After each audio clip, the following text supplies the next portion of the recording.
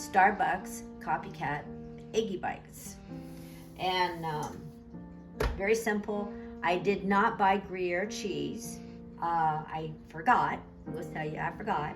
But I'm pretty sure you can use about any stringy cheese you want here. I don't know if I would use mozzarella. Mozzarella doesn't have a whole lot of taste. But today's cheese I'm using a half a cup, maybe a little bit extra here, of shredded cheddar. Now, I wanted to show you this bacon. This calls for 4 slices of bacon, pre-fried, you know, dice it and fry it up, make your bacon bits. And I am not one to buy pre-made bacon bits. I think they taste kind of funky. But I will say this, H-E-B has a brand, and it is H-E-B's own. And once they're open, they must be refrigerated. This is actual bacon. And it is pre-fried, and it's great for recipes. So I do use those on a large occasion, and I have those all measured out. And our cottage cheese. This recipe did not call for diced green onions, but I'm gonna add those in my Eggy Bites. Salt and pepper, and I have 6 eggs. Now we are going to do this in the blender, and I'll explain this as we go along. To start out, I have the 6 eggs. What we're gonna do is in the blender, I'm gonna put my eggs in there, give them a good whirl, and then I'm gonna add my cottage cheese in it because they want it to be a fluffy texture. Health-wise, if you wanted to do this without the yolk, buy the egg whites in the carton. You can just measure that out. An egg is about a large egg is about 1/4 cup. So I'm going to put my eggs in first, and I have pre-cracked these and let them sit in my bowl for a little bit. Here, I wanted them to get to be kind of room temperature. I think they'll just do better. The recipe doesn't say so, but that's just me. Now I pulsed it. You can see how well that's whirled up in there. And now I'm going to add my cottage cheese. The recipe calls for 1/2 cup. All right, that's about 1/2 cup. Now we want to whirl this around because we want this to incorporate with the eggs and make them fluffy. Now I'm going to add my bacon, but I don't want, and my cheese, but I don't want to pulverize the bacon and the cheese. I'm going to put my bacon in there, and now I'm putting my cheese, and 1/4 teaspoon of salt, and about 1/8 teaspoon of black pepper. That's to taste. Now the salt I would probably only do about 1/4 teaspoon, but the pepper I'm going to add just a little bit more. I do like pepper. A couple tablespoons of green onion. First of all, it'll make it pretty, and second of all, it'll taste good. Now, we are not going to pulverize this. I just want to stir it up. That's it. All right, I have transferred my batter to my measuring bowl. Give it a little stir up here, as I really want all this goodness in every bite. And we'll start out maybe 2/3 full and see where we get from there. Now I did spray these liners. I want them to be able to peel off. Perfect. So the recipe says it makes 9.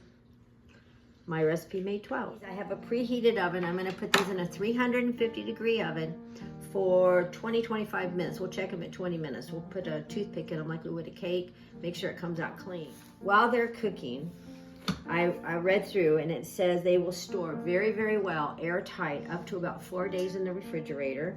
And to reheat them, you can pop them in the microwave for 30 to 67, depending on your wattage of your microwave or how many. If you put 1 in, I would probably put it on about for 30 seconds, 2 or more for 60 seconds in the microwave. And now mine will have these foil cups.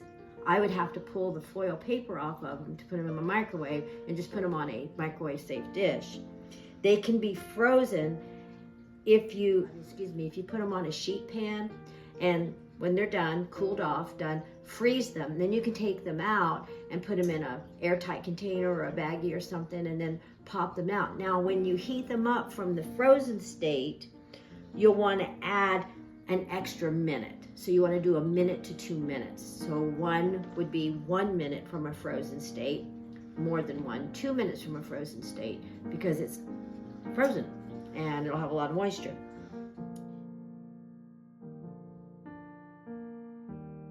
So I have a surprise for you.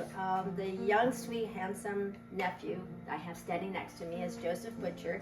This is the gentleman that wrote our theme song to Simply Country Cuisine. Okay, my name is Joseph Butcher. This is my Aunt Susie, and I was born and raised here in Texas. My background is I'm a piano player. I've been playing since I was 7, and I actually studied in college as well. And since then, I've done some various composing and performing gigs, and one of which includes playing for this wonderful cooking channel. And yeah, I'm happy to be part of it. I'm happy to see how it's being used, and happy to see so many people, more and more people enjoying it. So Joseph, I saw a video, a Christmas video with the Bonners. Did you have any part in playing the music on that video? Yeah, I work with the Bonner family. We're a very talented musical family, kind of like the Von Trapp family and Sound of Music, where they all could sing and perform.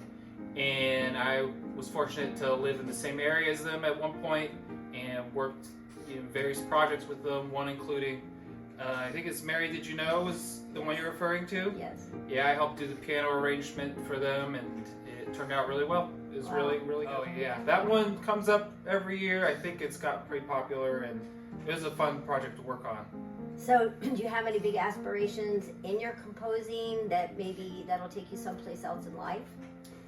Yeah, I enjoy it. I enjoy composing for different media, YouTube channels, film, shows, commercials, even just for fun as well. Mostly do a lot of arrangements for other artists, other singers and musicians, and I just enjoy the creative aspect and also the collaborative aspect where I can work with other people and share talents with other creators. So please join us on any Simply Country Cuisine episode, and you'll get to hear his theme song. And remember to subscribe, like, and share. And Joseph's name is on the credits, and under his name now will appear an email address that you can connect to him if you have musical needs you might want to ask him, hire him out to. All right, our Eggy Bites are done. I did give them an extra 5 minutes, so the total cook time for my oven was 25 minutes. I took them out. I've let them sit here for a second. They're firm. And I guess I probably could have filled them to the top. Dina said she actually does. I wasn't sure how much they would cook over. They really didn't rise. So feel free to fill them to the top. But then you won't get 12. You'll probably really get 9. So I'm going to pull one out. Set it on my platter here. So I'm going to see what it tastes like. If I don't scald my mouth. It's nice and tender. Those are delicious. You can't taste the cottage cheese, but the cottage cheese has given the egg bites some body. You can taste the cheddar, so I'm sure you could taste the Gruyere, the Munster. You could probably even do it with Parm. I would think that would be pretty good to do. And I do like the onion and the bacon. Now this bacon, I told you, this is a good pre-packaged bacon bits. And always remember to subscribe, like, and share our videos off of YouTube. You can see us on Facebook and Instagram. And there's a QR code on there. It'll shoot you right over to YouTube. Please join us. Subscribe, like, and share. And we want to get way out there. We're at 351. I am real excited. Thank you, all of our viewers and all of our subscribers.